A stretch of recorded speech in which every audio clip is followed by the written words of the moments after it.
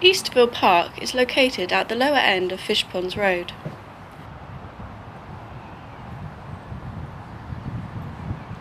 The lake in the park is particularly popular with local fishermen, who use it regularly throughout the year.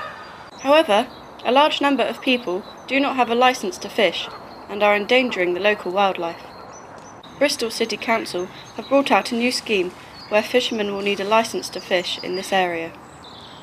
Local Neighbourhood Working Coordinator John Atkinson tells us more about the issue. It was actually identified by the St George Neighbourhood Partnership, who were basically, they had a strong environmental awareness agenda, I guess you could say, and there was lots of swans and ducks being caught up in fishing line up there, so they essentially wanted fishing banned.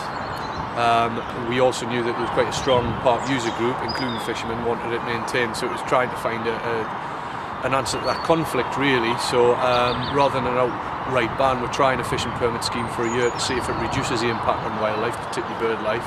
If it does, we'll hopefully maintain that. If not, we'll have to look at other alternatives.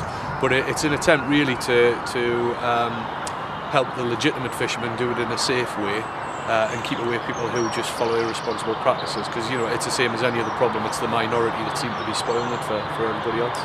It's designed so there's a code of conduct, so through our consultation both with local residents and with the fishermen themselves, we found that there are some irresponsible fishing practices. I'm not an expert myself, but things like using floating bait, the birds can come along and take that and get caught up in line.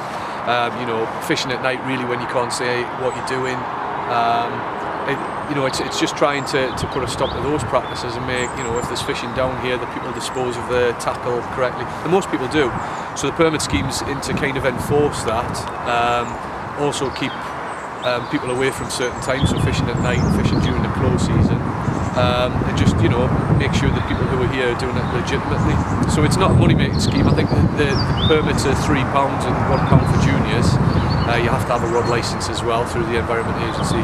So it's not money making, that's just an admin cost, but just so we've got a record of who's fishing here and so we can impose a few bits of code of conduct.